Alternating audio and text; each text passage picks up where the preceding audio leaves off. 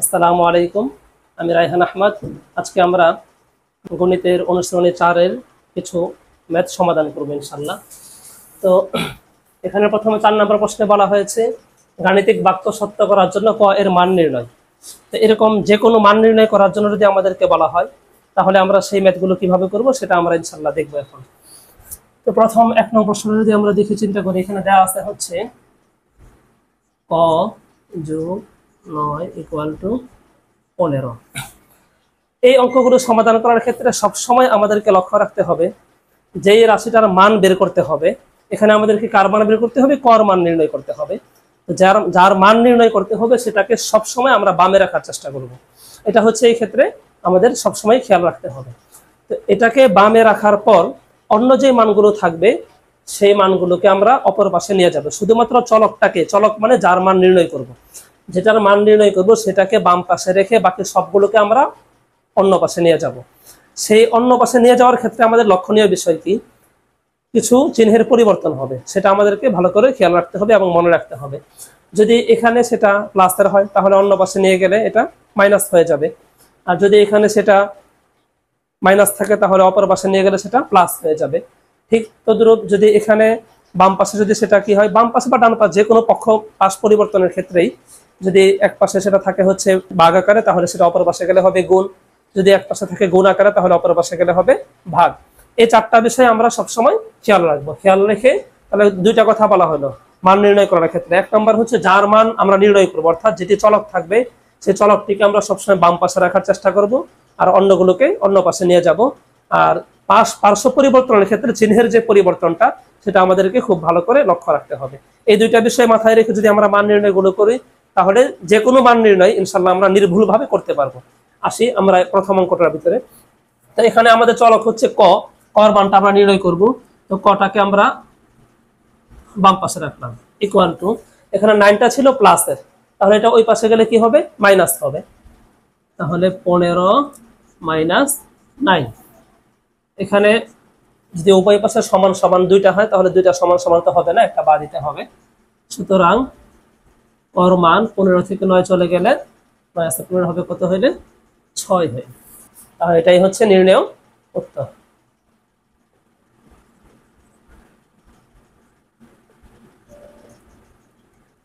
মান সমান সমান 6। ক্লিয়ার?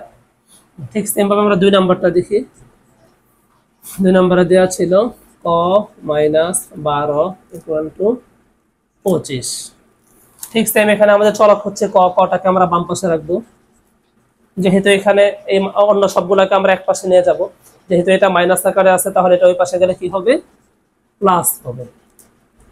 12 হইল 5 এর দিয়ে 7 দিয়ে রেখে 3 = 37। সুতরাং নির্ণেয় মান। এখন এখানে একটা প্রশ্ন করেছিল গাণিতিক বাক্য সত্য করার জন্য ক এর মান নির্ণয়। যদি আমরা এই প্রমাণটা দেখতে চাই তাহলে আমরা প্রমাণ দেখতে পারি। এখানে কি বলা হয়েছিল? কর সাথে 9 যোগ করলে 15 হবে।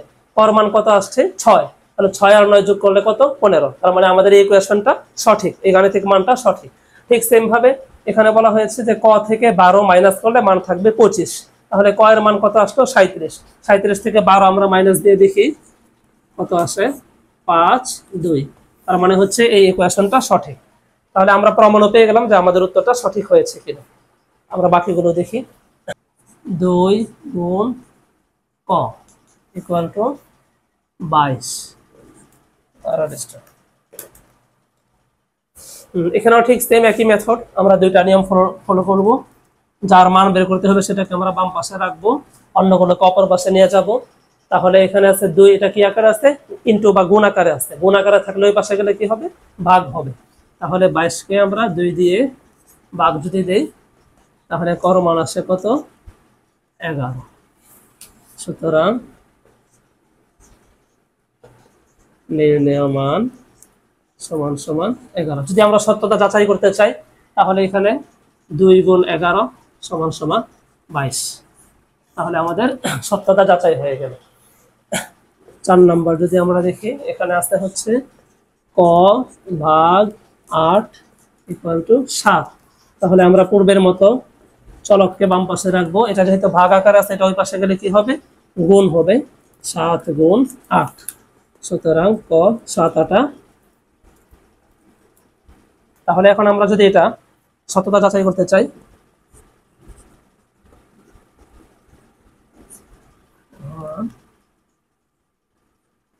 সত্যতা যাচাই করতে চাইলে আমরা কি করব, ক কে 8 দিয়ে ভাগ দিলে 7 হবে।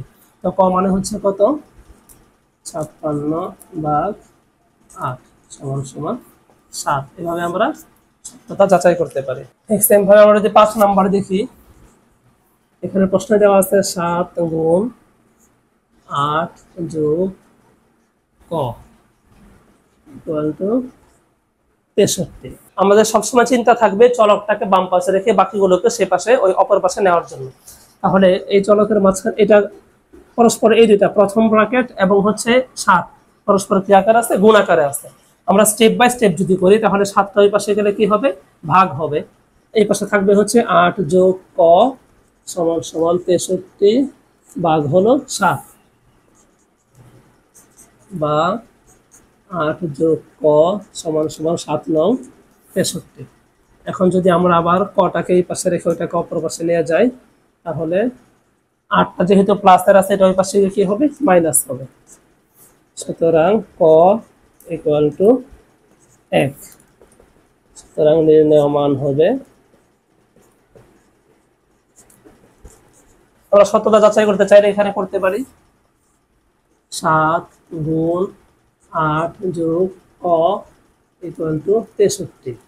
তাহলে 7 8 কর মান বের পাইছি হচ্ছে আমরা 1 সমান সমান 63। তাহলে আমরা 7 গুণ 9 7 9 63 ইকুয়াল টু রাইট সাইড যেটা ছিল সেটা। তার মানে হচ্ছে আমাদের এই গাণিতিকটা সত্য, ক এর মান 1 এর জন্য এই ইকুয়েশনটা সঠিক। আমরা পরে দেখি 6 নাম্বার, ক মাইনাস 4 ভাগ 6 ইকুয়াল টু 6। তাহলে আমরা প্রথমে চলককে বাম পাশে রেখে অপর অন্য রাশিগুলো ওই পাশে নিয়ে যাব। তাহলে ক মাইনাস 4 এটা যেহেতু ভাগ আকারে আছে ওই পাশে গেলে কি হবে, গুণ হবে, 6 গুণ 6। ক মাইনাস 4 ইকুয়াল টু 6 6 36। এখানে বেশি করতেছি একটু বোঝার জন্য। ক সমান সমান 36 যোগ 4, সুতরাং ক ইকুয়াল টু 40।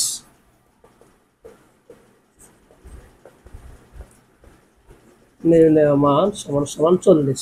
যদি আমরা এটার সত্যতা দেখতে চাই তাহলে দেখি আমরা ক মাইনাস 4 ভাগ হচ্ছে 6, কর মান ছিল কত 40, মাইনাস 4 ভাগ 6, 40 থেকে 4 চলে গেলে 36 ভাগ 6 ইকুয়াল টু 6 সমান সমান রাইট সাইড। তার মানে হচ্ছে ক এর মান 40 এর জন্য এই ইকুয়েশনটা সঠিক।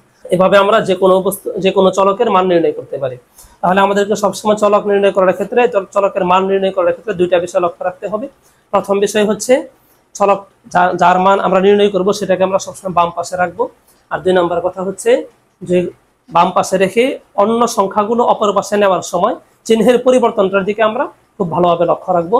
তাহলে আমরা যে কোনো চলকের বা যে কোনো অজানা রাশির মান আমরা নির্ণয় করতে পারবো ইনশাআল্লাহ।